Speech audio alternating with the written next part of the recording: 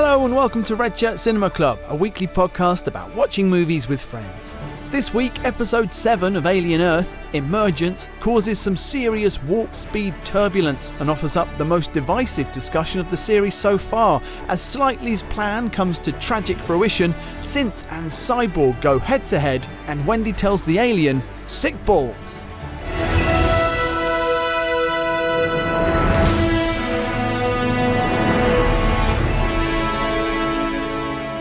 Hello and welcome to Redshirt Cinema Club, where for the last several weeks we've been watching Alien Earth, which this week has reached episode 7, the penultimate episode, which is called Emergence. This title is both a clever and thematic one, and also extremely literal and alien-based, as we shall discuss. I am your host, Nathan Dighton, and I'm joined by Robert Pearson. Hello. David Jackson. Hello. Once again, nameless, formless, shapeless. No horrible names for you this week. Thanks. Although you do remind me a little bit of Slightly and Smee, I guess. And Smee now. Both of you know what I mean? Right, Working together. okay. Rob's like, help me do this bad thing. You're Children. like, oh, I'm not sure. Yeah. Help me steal this magazine. Well, that makes Rob Slightly and me Smee. That means I've become more... That's true. I've changed. I've metamorphosized. Yeah, that is true. Or he has. Before we discuss the episode, Rob, can you give us a quick synopsis? I can. So we open with Slightly. He doesn't know what to do. He's hiding Arthur with the facehugger under his bed. Yeah. Smee discovers it and Slightly manages to convince Smee to help him smuggle Arthur to the beach. Smeagol. What are the other strands that are going on? So Wendy and Arthur are ready to escape. Wendy discovers that Isaac Tootles has been killed, and this seems to really disturb her. And she convinces Arthur that they need to get all of the lost boys out. Arthur's out. Joe, hermit. Yeah. She convinces Joe that they need to try and rescue all of the lost boys. Yeah. Nibs agrees to go along. Curly doesn't, but because she likes it at Neverland, but she promises not to tell on them. Yep. Meanwhile, the boy Cavalier is intrigued by the eye and comes to the conclusion that it needs to go in a human because he wants to talk to it. The eye seems to look at Atomines here with a little smile on its face. Put me in there. But boy Cavalier has other ideas. We don't know which human he's going to select for the eye to go in. I guess we'll find out in the next episode. What an evil boy There aren't many he is. humans to pick No, that we know. Mold that have guy. names. Could be Mold guy. Where's Mold guy? I've not seen Mold guy for ages. So everyone's escaping. Everyone being Nibs, Joe, and Wendy. They discover their human graves. They do. Seen in shoes. They get ambushed by Morrow and his gang. Kinda. Some of them.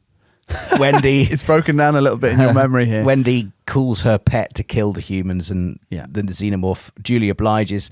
Meanwhile, it's all going wrong for Slightly and Smee, despite the fact that Kirsch seems to be helping them get to the beach. He shows them the best way to get there. Arthur wakes up with foggy memory, subsequently dies very quickly. Chestburster comes out, xenomorph is out in the jungle. But then that gets netted by Kirsch and his gang. It's all kicking off. It's kicked off. Morrow finds Slightly and Smee. They're grounded by Kirsch. Yep. Kirsch seems to have the upper hand on Morrow at this point. But the big dramatic thing happens when Joe, Nibs, and Wendy manage to make it to the boat. Yeah. But Joe's old comrades are there, and a tense standoff ensues where Mr. Strawberry's having none of it, and Mr. Strawberry says fuck off, and Nibs kills a man by ripping his face off. Yes. And then is dramatically killed by Joe, who has like a moral... You can see the cogs being in his head. Like, who do I side with? My sister and her deadly robot friend, or my other human comrades? And it's a big choice. He makes his choice. Yeah. The choice is obviously going to have big ramifications going forward. If he believes that his sister is his sister, then he must also believe that he's just killed a child. I'm not sure he does believe it anymore. That Nibs is completely dead. Not sure. Well, I did think that she died quite easily. Maybe she just needs to be rebooted. I thought they were supposed to be kind of stronger. Yeah, this bullet's not very harmful to them, right? Similar to the flies, though. What ammo type you're using. He's used electric. True. Ammo. Have you both? Were you Red Dwarf fans? Yes. Yeah, but I can't remember much of it. Do you remember Mr. Flibble?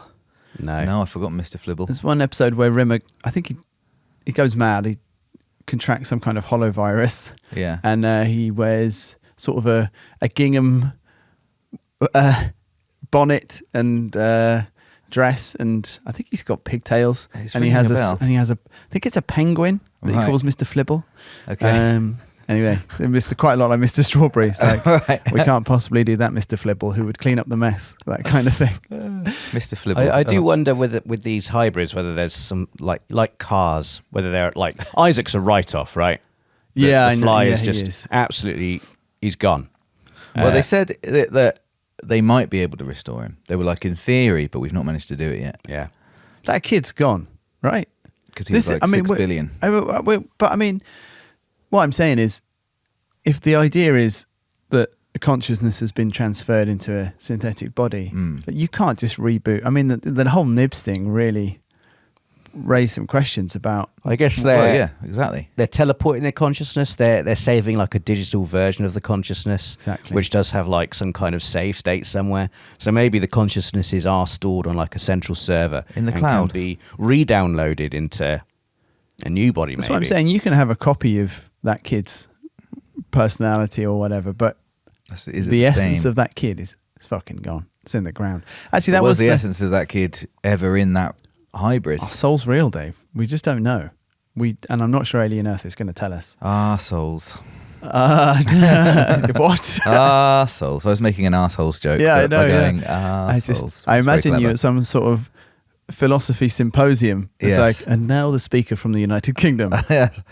Souls. Souls. What can I say? We shouldn't have invited Dave. I thought that the scene at the graves was probably one of my favourite things that the show's done for a while. I really struggled with this episode in some bits. I was thinking about this yesterday. I've been listening to the official podcast of the series, and I'm enjoying the series a lot more because of that, because it is directing me into the things that they were thinking, and it's basically like Cliff Notes or something. Like it's like commentary. And I think it's good and bad. I think it's great that I'm enjoying it more, and I'm not going to think about that too much. But I also think that if I need to listen to the official podcast to be looking at the stuff that's working rather than the stuff that isn't working quite so much. I don't know if that's a strength. Well, as someone who's not listening to the official podcast, as we agreed we wouldn't, I can tell you I don't think it's a strength, because I'm not getting any extra. I am just receiving the show as it exists. How are you feeling about the show? Both of you. Well, we'll get to that at the end of the episode, I suppose. But about this episode in particular, I didn't think I enjoyed it very much. I felt like the show's had lots of problems all the way through, and we've talked about them, and I've also enjoyed it loads all the way through. And it feels like it was really poised, this episode. The last episode had loads of problems, but it was quite contrived. But it was contrived to create a situation that was ultimately quite interesting. Like, okay, so now we've got the flies out of the cage. Yeah. That we've got a man's been has got a xenomorph, fetus inside him. How's that going to play out? Like Kirsch is not telling Boy Cavalier the truth, what's going on there. Yeah. And that all, we got there in a slightly contrived way, but then we were set up for this episode, I thought, in quite an exciting manner. And the kind of, the payoff was not, for me, was like pretty bad. Rob? I did enjoy the episode.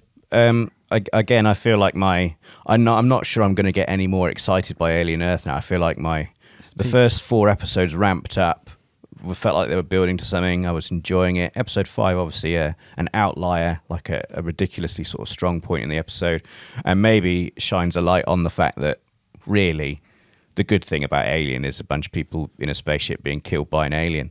Yeah. And now we're back on Earth. Like I don't feel like I have any real sense of. I've been listening to the podcast as well now, and I know. Occasionally they were talking about. Trying to make the Earth of the time feel like they're trying to explore that. What would that be like? And I don't really feel like I have any idea what Earth is like, to be honest. No. There's a paradise island. Pretty amazing, yeah. Paradise Island, and there's some gleaming sci-fi CGI cityscapes. Well, I think the idea is that it's sort of J.G. Ballard wrote a book called The Drowned World, and there was a few other sort of books around the same time about if basically like there was a climate crisis which pushed. Brought like an exotic climate into the temperate zones that we live in now. But the thing is, this is a fucking paradise island. So I was like, of course it looks like that. We got a little bit of that in a thing in episode 1 where we saw where Joe was just pootling around on boats in the street. There's like a hot sort of wet feel to all of it. And Morrow, when he first got off the ship, was sort of like walking through these places, and that's to me all we've really properly seen. I love those scenes, and I like that stuff. That was great. And we've had nothing of that since. I think Morrow, really, he's had a bad second half. Terrible, terrible. He had a great first half of the season. He did, and they've just not done. He's lost his way anywhere near as as much. much For the second half is just basically sat on the centre spot. It's sad. I feel sad for Morrow because he's just become like a special forces soldier, just a bloke with a gun now. He doesn't seem conflicted. Seems to know exactly what he's so rubbish. It was one of my favourite characters in a TV show for ages. Even the scene today in this week's episode where he comes face to face again with Slightly, and Slightly's tried really hard, and it hasn't worked out. And I didn't want Slightly to win, but like. There's for me like who am I enjoying and who am I sympathetic to? I am a little bit with Slightly because he's still a kid. There's Morrow's just completely dismissive. There's like nothing even slightly ambiguous about his response. There's nothing like slightly weary, but like it's just all. I think the big problem that's like indicative of just a larger problem with the whole show, which is I just don't really know what I want to happen now or who I want to quote unquote win. I know maybe there will be no winning, but I don't really care. There's not a character that I'm really rooting for, good or bad. No. You know, like everybody has kind of fallen apart in terms of the stakes, and so it's quite difficult because I'm just watching a series of scenes now and not really thinking like, I do hope Wendy escapes. Well, I hope that exactly the same. I have moments of feeling sympathy or sadness or that's interesting, but again, I don't want to bash this season over this show over the head with Fargo all the time, but Fargo is essentially got this really strong moral center point where there's family or a home or an idea of a traditional moral value which is threatened by the unknowable forces of something from outside of the local area or community, or something about progress, or some idea which is inimical to kind of this idealized view of sort of rural American life or semi-rural American life. And that's what you want protected. And the people at the middle of it are kind and earnest and sincere. And here, I think that the show has done, and again, like this is one of the things which is brought up on the official podcast quite a lot, how much they were thinking about the difference between those three brands of non-humans that they talked about at the beginning, cyborgs, hybrids and synths. I'm seeing that stuff play out and I think, that is interesting. Kirsch's big reveal here is that he just really doesn't give a fuck about people. He does consider them to be onions. And that was an interesting revelation, but that's all I got. I was like, and exactly like you, who is that? Like humans are also bad and don't care about humans. And it seems like the children are probably turning into, well, they might not be. The most interesting scene was Nibs. I love that line. I thought it was fucking amazing. Like Wendy's like, "That's not us. We're still here." And she says, "I'm not sure I am anymore." Yeah, that's amazing. I love that. That's like on the level of in Full Metal Jacket. Is that you, John Wayne? Is this me? Just like vague. This was Nibs' best episode. Definitely, Nibs had a great episode. Do you think? I think Nibs has just acknowledged that she is a fucking mad robot. That's a good moment, but I don't think it's a good episode. I didn't enjoy the end at all. I thought it was. I really wanted Nibs to have like I wanted Nibs to go absolutely mental and not there. I just mean at some point in this series, I wanted her to just go off the rails and cause a lot of damage. Sure. Ultimately, I didn't dislike Mr. Strawberry says "fuck you" or whatever, "fuck off." I mean, I'd like it. Have we seen Mr. Strawberry before? Yeah, but like barely. He was. I think he was there when Nibs first started kind of going wrong, shall we say? She was speaking to Mr. Strawberry when she was talking about being pregnant. I think. Yeah, that's what I'm saying. She was like whispering to Mr. Strawberry. But even Kirsch, that's been a really interesting thread. The sort of he is aware of what's going on with Slightly, and he's letting it happen. He's aware that Arthur's got xenomorph inside him and he's letting it happen. What's going on? And it turned out all that was going on was that he was letting things play out so that they could capture Morrow and team. Well, that's what I took from it anyway. It was like, sure, we have to let these things take place and we'll just know that they're happening, and then when they come to get the xenomorph, we'll capture them. I think he's just interested that was quite boring. He's just interested in seeing, the whole thing's a big science experiment to him. Like the big revealing line for me for Kirsch was, I can't remember who it was who asked him, like, what's gone on here? And he just says, science. Yeah. Science has gone on here. I allowed Isaac to come down here, not because I trusted him or thought it would be safe. I just wanted to see what would happen, and look what's happened. But I was thinking more about the whole Slightly situation. He wasn't trying to see what was happening. He knew what was going to happen. He was letting it happen so that he could have the upper hand. And look, I hoped that he was doing something for himself. He had his own motives. I think that the fact that there was two things going on in terms of there was all the mess in the lab and there was him seeming to overlook what was happening with Slightly posed this question of what are his intentions. And I still don't really know what he was doing with Isaac and the lab. Seems like he quite liked all of the children. Yeah. He thought highly of them, or thinks highly of them. And it doesn't make any sense that he would watch that happen. I still don't really understand the motivation for that. No. It doesn't even seem in line with and that then detracts from the reveal of what he's like. If there was a second, if I knew if there was a reason that he had done the stuff in the lab, then following that up with the reason that he'd done what he did with Slightly and Smee would feel like everything's clicked into place. Oh, that's how clever. But instead, it seems a bit messy on that side. There's a couple of other bits as well, like Wendy not refusing to leave until they have all the Lost Boys, except for Slightly and Smee, who they don't even mention. Yeah, she literally convinces one Lost Boy to go, and it's like, that's plenty. We can go now. That's fine. Yeah. I mean, I thought that the fly was like, again, that was another interesting thread. Like, there's this thing that eats synthetic stuff, like loose in the lab. How's that going to play out? Can it just get through the walls and just go? And they actually caught it incredibly easily. Competence, which has been very hard to come by in the entire series, was very conveniently deployed everywhere it needed to be here. In a way, I don't know, maybe something will happen in episode 8 which will really pull the rug from us, because the capturing of the young xenomorph, it's so easy. It's on an island. The tying down of the lab and the defeat of Morrow was just like bang, bang, bang. Yeah. And to the point where I've been looking forward to that confrontation between Kirsch and Morrow for the entire series, and it's like it just waved. It was just waved through. It just happened. Yeah. So I don't know what that's going to do. But what has the episode done, I guess? Maybe it goes quickly scene by scene just so we don't miss anything. The Slightly and Smee scene at the beginning, I like that he was high. I mean, again, this is in isolation, I'm still enjoying moments. It is funny to me that Slightly hid him under the bed, because that is what it was like beautifully tragic that he tried to give him some juice under the face. I thought I'd forgotten that. That was so good. Yeah. I was like, you just like, you poor naive boy. He's really trying his hardest. Does he know that that the monster will come out? He does, doesn't he? I think he does. Well, he's just told. I think he was told. He doesn't. Which again, I find confusing, because they all do know.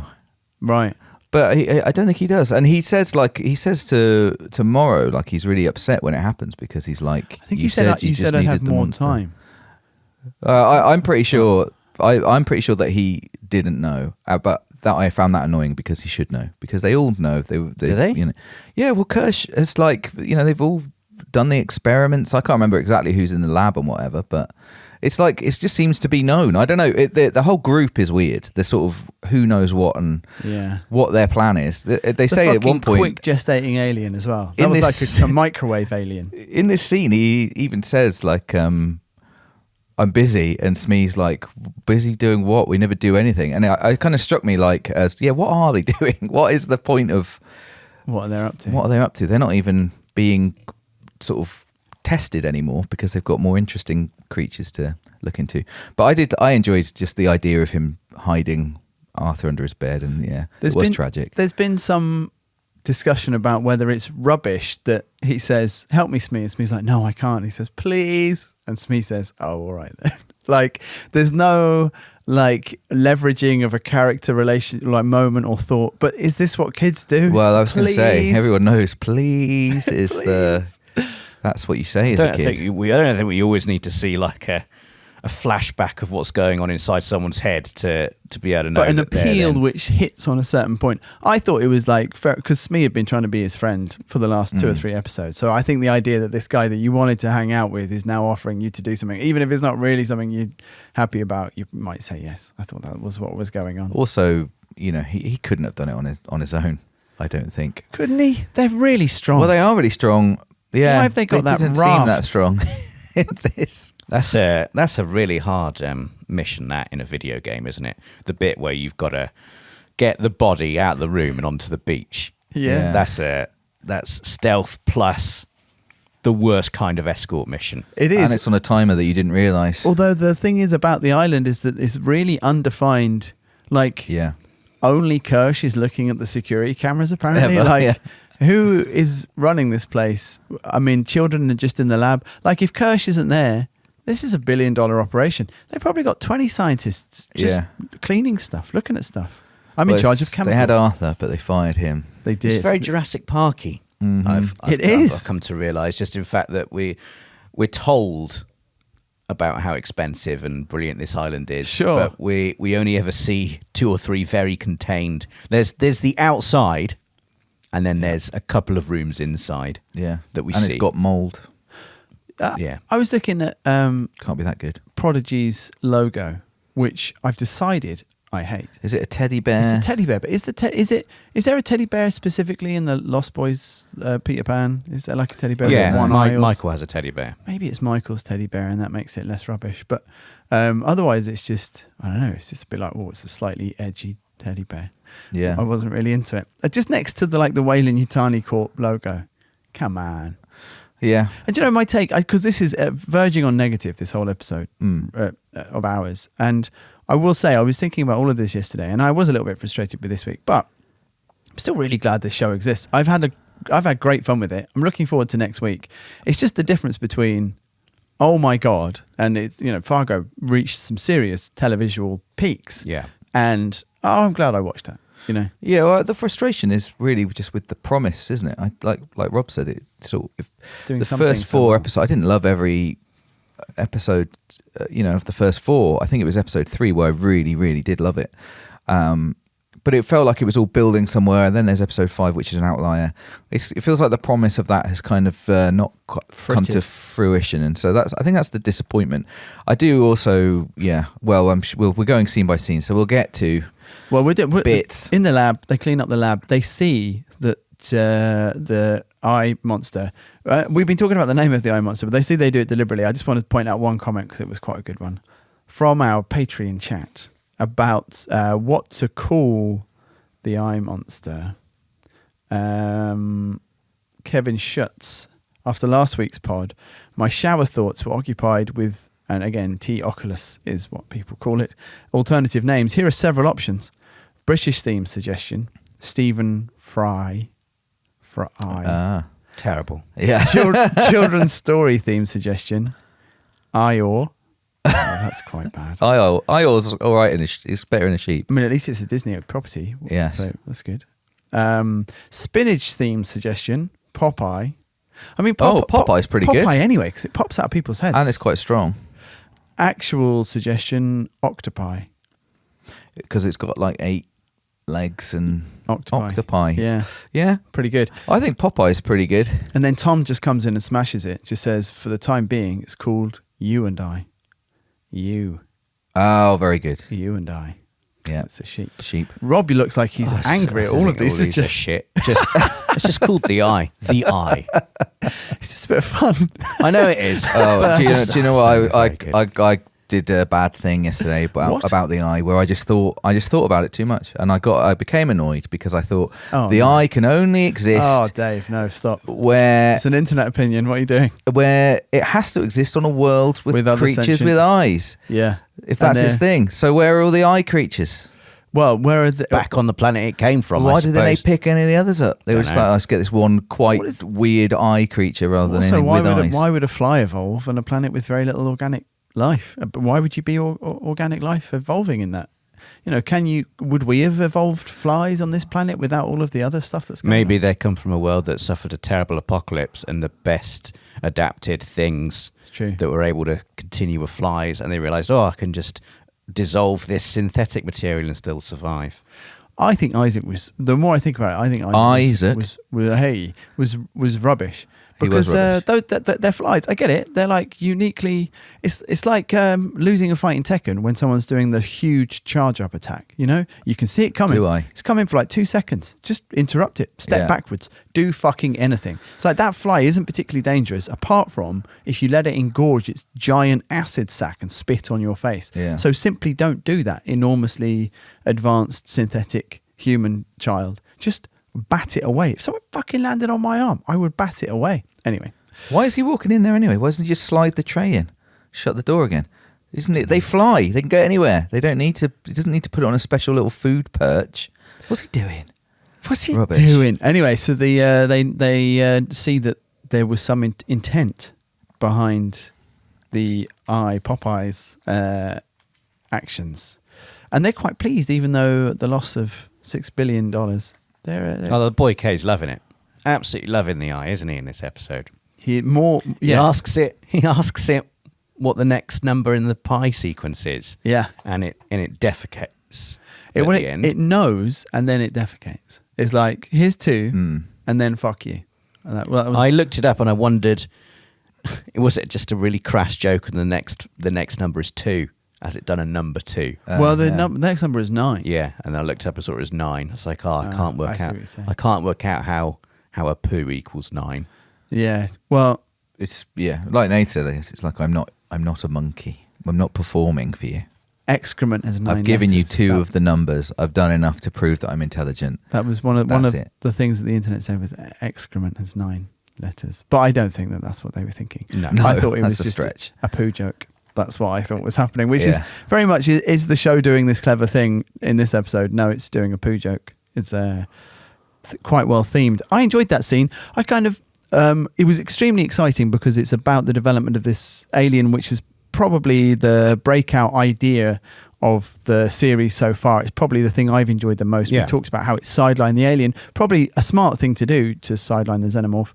And then this creature is the one we want to know more about. Here we understand some of the level of its intelligence, and there's a promise that we might find out more of it. And it also goes back to what Boy K said earlier on about the whole reason he was developing the synth is because he wanted to have a debate with somebody who was as intelligent as I am.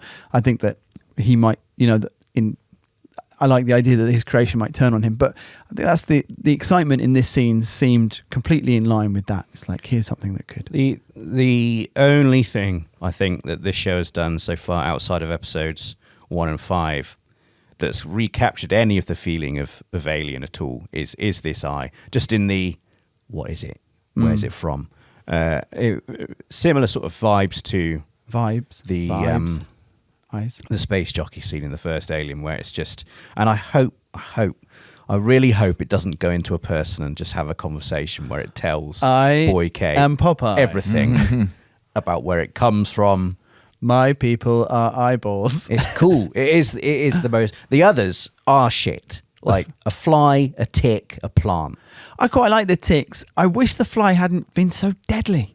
The ticks, I don't even know. How bad could the ticks be? They can't. Anyway, it's fine. So what am I doing? What am I doing? I quite like them. I'm quite looking forward to seeing. I think we're going to see the big plant thing in the next episode. Yeah, well, we will. We will. I think like the eye for me, like I said, I think the idea is really interesting. Oh my God, it's everywhere. But I don't find the design interesting. As I said, Holly said to me, it's how cute it is, and I was like, that's the thing. I just don't like the design. I don't think it's. It just puts me off kind of being that interested in it. And then you saying there, Rob, about the space jockey just made me realise kind of how far away from that we are. And like, I get what you're saying, like this is the closest thing. Like it's interesting, it's intriguing, and it definitely is. But I do. It's already like revealing the space jockey scene. That's was left just hanging in that movie, and for many movies after, just as like what's going on. They went back and truly fucked it. And to they went pieces. back and explained it. I do worry that you are bang on the money about the eye getting into a person and then going, I don't know. What do you want to know? I'll tell you everything. I think the eye is I'm interesting. officially- I think putting it in a sheep and having the sheep stand there just watching everything happening for 2 or 3 episodes is probably That's the best thing they great. could do with the eye. I love it. I love seeing the sheep. Whenever everything is going to shit, and you can always just see the sheep standing there watching, and it's always the most interesting thing in any of the scenes. Like when Wendy lets the xenomorph out in this episode, sheep's just like, that's interesting, isn't it? That's come out. It's always learning, and it has this silent, malevolent intelligence that I just find quite captivating. And you are right. I hope we don't really learn too much more. What could I possibly learn that would be more interesting and engaging than what we're currently talking about and thinking about? Yeah. Although it's already been in a person and it went. So, Well, it had a fight with a That's a xenomorph good and tried point. to bite it. yeah. So I mean, super intelligence. Who can say? I don't know. Yeah. I But it knows pi. I mean, it knows more digits of pi than I do. Well, it's also learned. Have I been asked that? Like, is that fair? If I'd been asked, I would have been. 3.14. That's I always know that bit, and then These humans are idiots. give me another one. Eject David Jackson specimen into space. I could do simple maths. If Dave was one of the aliens, if this was set on like a different planet completely, and it was aliens version of Alien, That would be and so Dave's one of the good. life forms they've brought back. It's just So what, you would have known the next digit of pi, No, would I you? wouldn't. Right. No, okay. I agree with you. There's a stand-up routine that I kind of see occasionally shared on TikTok, which is a guy saying like, if I ever travelled back into the past and tried to convince anyone I was someone from the future, I'm not sure I'd be able to make anyone believe me. Yeah. It's like, I show them my phone, they're like, what's that then? I'd be like, I don't know, I just press it and it does stuff. And it's like, Yeah. well, how'd you make this? I don't know. Someone else did it. Even the way we talk, we probably sound like idiots to people from the past who had. Whenever I read anything that's been written by someone in the past, I'm like, wow, you Yeah. guys used to write so unbelievably eloquently and this Yeah. sounds so poetic and wonderful. read about like fucking Mozart or whatever, like kids just playing incredible piano by 5, and Yeah. by 5 I couldn't even play my Mega Drive. Like, Yeah. come on now. I love the idea, they'd be showing you mathematical sequences like the Fibonacci series or prime numbers, and you'd be like, it's one of those. I know about these series. I know they're important numbers, aren't they? Yeah. So what's the next one, Dave Specimen? I've got no idea. I'm really sorry. Is it 7? I could do it's not. Fibonacci. What is yeah? Probably the Isn't that- reason is that the only language we have from the past is because, things that were written down and recorded were restricted to just the very, very brightest and most qualified people. That's Whereas probably now, true. anyone can just say anything anywhere. And they are. And it's really not going Look at well us, we've for got us. a podcast. I for know. God's sake. We've got a podcast specifically talking about how stupid we are. Yeah. That's pretty good. Idiocracy. Yeah.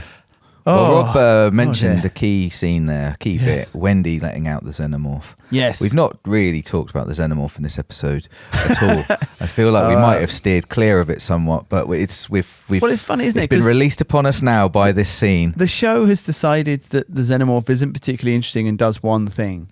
And then I guess the new flavour of the xenomorph in this show is that it has a relationship with Wendy. And it comes out and it does its thing and it has its relationship with Wendy. I guess it just does those two things. It And does. I didn't hate it. I didn't. I did. I first of all, just thinking about Wendy releasing it is quite a. That's her moment of saying, I do not care about. Yeah. Like when Joe realizes what she's done and then sees her instruct it to kill the Yutani squad. Yeah. His face, I've seen again, like on the Reddit threads and stuff, like just the close up of his face, just looking at it going, oh no. Well, then That's- he puts his hand over her mouth at the end. Like he's making his decision, I think, and he's having his realizations here that Yeah. ultimately what I got from this is he has realized that this is not his sister. And I Yes. think Wendy is making a choice, has made a choice that, she feels like she's jumping towards Wendy and away from Marcy. It's a strange one. I think it's still in the balance. And I think it's only in as much as what she said above the graves is still like claiming her previous life. Yeah. She cares about what Joe has done because she still feels that connection to Joe. Although she's obviously she has this point of sympathy and like this relationship with the alien. And is happy to kill people. So I feel like she's partway through both. I don't think she knows what she is or still. Whereas I do believe Nibs has just left this planet. I just think she believes herself to be dead and to be some sort of ghostly vestige walking around inside a robot body. That's cool. That's a cool sci-fi idea. Yeah. And now she's dead as well. It's very Ghost in the Shell. I think she's in the trailer for the next episode. So I was very interested in. Why would they do that? Trailers for Why the next would they episode? do that? What are you doing? That's a shit trailer. It's just a glimpse. It's just a glimpse. That is a shit trailer. For God's sake. Just crazy. You shouldn't be watching that. I'm sorry. I wanted to know what happened. You just watch the episode. I'm invested. You're everything I thought you hated. I don't normally watch trailers, it's true. So the alien, sorry Dave, yeah. Well, yeah, I guess Wendy letting it out, I didn't have a problem with that. The big problem I have is how much this series has just taken apart the xenomorph, I think. Like any lasting kind of mystique and scare that it had is just like gone. Seeing it caged up is just pretty sad. I get it. I don't know. I don't know why I'm being so kind of... Well, it's funny, isn't it? Because I think we agreed at the beginning and we saw it as a strong point. Like, yes. You got to skip forward through all the stuff we know about the xenomorph. Yeah. And then I guess what we're less on board with is what do you do then afterwards? Well, yes, I guess like I quite liked, I think we all enjoyed the speed that we got through the xenomorph bit of this series. We thought, right. You know, there's a xenomorph, it's loose, it's killed everybody, now it's dead, and we can, like, we've done the alien bit, and like there's these other interesting things, and these characters are interesting, and this world is interesting. That's cool. And then it's like, oh no, hang on, there's another xenomorph, it's back, and now we can watch it in great detail sort of grow into adulthood, and it's got this relationship with Wendy, which was kind of interesting, but it's just become a pet. It's this is it. I don't know where that's going. That's keeping me enormously intrigued. I think that it is. I don't know. I want it to do something which is slightly surprising. This isn't enormously surprising. No, there's still time. Yeah, there is absolutely. I just, as of right now, like just seeing it caged, seeing it released and doing its thing, it'll kill everybody, it killed everybody, and we see it. Like I was thinking about the Yutani bit, you know, where Wendy instructs it to kill that squad of people. Just again, it's just so overt. I would have been so much cooler if it had been like kind of Jurassic Park, The Lost World, velociraptors in the long grass, kind of people just getting whipped underneath, you know, out of sight, and screams and something that just felt a bit more kind of... I don't really know why none of them hit it with their guns. No, I know, like, it's easy to sit here and say that. I just think that like that we've seen so much of it now. It has just become like I feel nothing when I see it anymore. No fear. I don't really care. I'm not impressed by its violence and strength and agility or anything. It's just kind of a button scene, that's pressed by the show. Scene at the end as well, we talked about not enjoying it, and I had an annoyingly vague feeling of dissatisfaction about it, about the way that all of the soldiers sprang out of nowhere was slightly annoying. We talked about the convenience of bringing Hermit's old crew back. I think unless you wanted to engineer this scene, I'm not really sure they've done anything else in the show that you couldn't just live without. So I feel like they're here for this moment as much as anything. There's like a row of people on the jetty not doing anything as their friends are just getting ripped apart by synths. And I guess they don't want to shoot the synths, but then wouldn't they all have a net, an electric gun? You know what I mean? Wouldn't they have something? An emergency shutdown tablet, anything. Well, I don't know why they're there. And then the alien, like you said, to cap it all off. In a way, you've got like the two synths who are on the verge of doing something violent to people. That's an interesting idea. You've got Joe really wanting to escape, and his old friends and their intention. That should be an interesting idea. You've got this group of soldiers trying to like who are basically disposable bad guys you can do violence against. And you've got the alien, and you put them all together, and I don't really care what the alien's going to do. I don't really know. Like, I guess it's not running out there because it will get shot easily. But like, I wasn't really sure what the stakes were from the previous encounter, where it seemed to not really worry about that. As we were watching that unfold, I didn't understand what things were like. Storytelling through action, something we've spoken about quite a lot on the podcast, and I felt like I didn't really know what was happening was just happening, not because the scene had set it up so that the natural flow of rules would be like bang bang bang, we've already established all of this, and it just made me feel like I don't really get what's the last thing the alien had that was kind of interesting was its agency. I suppose it's unknowable. What's it doing? What does it want? Why does it do it? And now it's like a video game. It's like press down on the D-pad to call the alien, like press up on the D-pad to hide and follow. Literally hide and follow. I've told squads to hide and follow in levels that look a lot like this. Exactly, and so it's got no agency anymore. It's just doing whatever Wendy says. And maybe there'll be a twist in the next episode, and actually it does have agency. And we're I'm wrong learning about that, more but this about is where we are right now. The alien, and I'm just which is fine, but I just don't know if it's interesting stuff. What's the next scene? We have Arthur. Arthur was great walking. In this I thought Arthur walking to the beach was really good. I love the grave scene again. I'm just going to reiterate that. I don't think I am anymore. That was one of my favourite moments of the series. I thought it was a very weird thing for the boy cavalier and crew to do, like bury these children. We should bury these children out, and then they could maybe be found one day by their burn them. Yeah, maybe it was going to be part of like a psychological test at some point to see how they are doing. But Arthur wakes up, which is initially played for laughs. They lose his body. He's just gone. The facehugger falls out of a tree. Yes, I don't know how he got up in the tree. Yeah, maybe he coughed it up. Yeah, I don't know. And the two scenes are put next to each other. Arthur was like so nice in this scene that it was almost like and he was a bit spaced out. But the image of him, again, maybe it's because I'm clinging on to this idea of what I know they were hoping to do. The idea that these children could have, or these synths could have developed in a completely different way had they been shown the appropriate care. Because there's this scene which then follows directly onto the scene of Curly going to see Dame Sylvia and just having a hug and calling her mum. And you have the image of Arthur holding their hands and walking back down the beach and just saying, whatever you've done, it's going to be okay. Except obviously it's not okay. I don't know. What did you think, Rob? Yeah, I thought all of those things. I thought it was... Poor Arthur was my overriding thought here, because we all know as the audience what's about to happen to him. Yeah. And you're just sort of waiting for it to happen. But he says all of the things that you would hope as a parent that you would have the maturity to say to your children if ever they've done anything unspeakably bad and wrong. You haven't impregnated me with an alien fetus, have you? You'd tell me if you'd done that, wouldn't you? You would tell me. You won't be in trouble. Time is of the essence. Like, I don't really know. For Smee, for example, what has he experienced that's overly bad?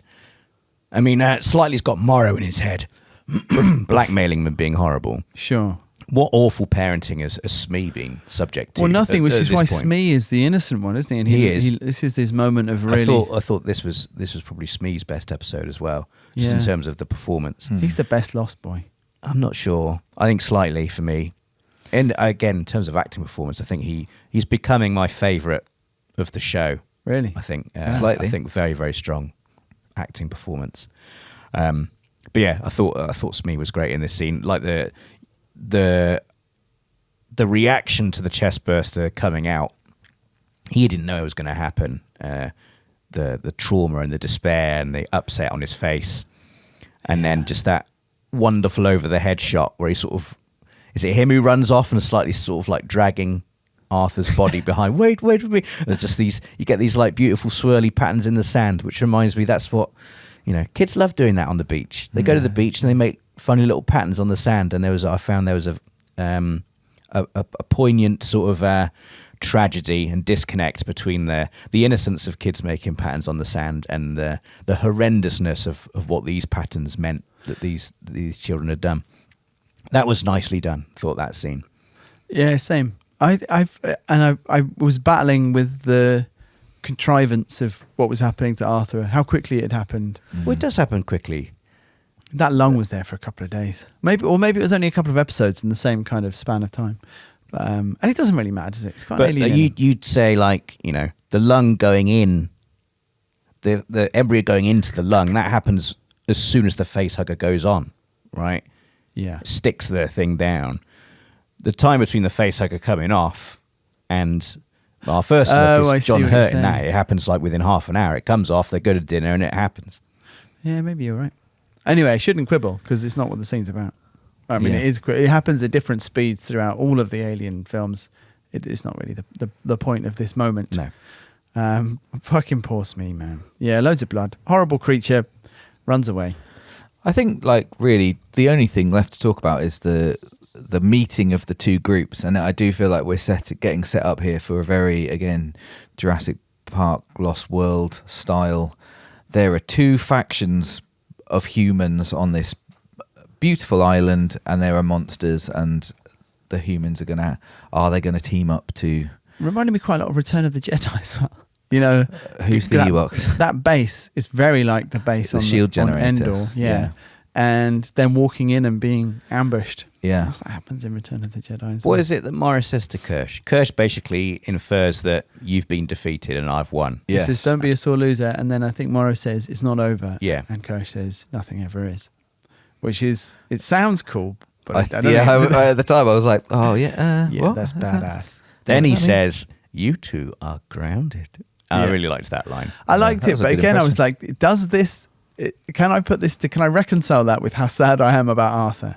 And again, Kirsch does not give a fuck, which I think is troubling as a human being. Although, you know, we've spoken for ages about the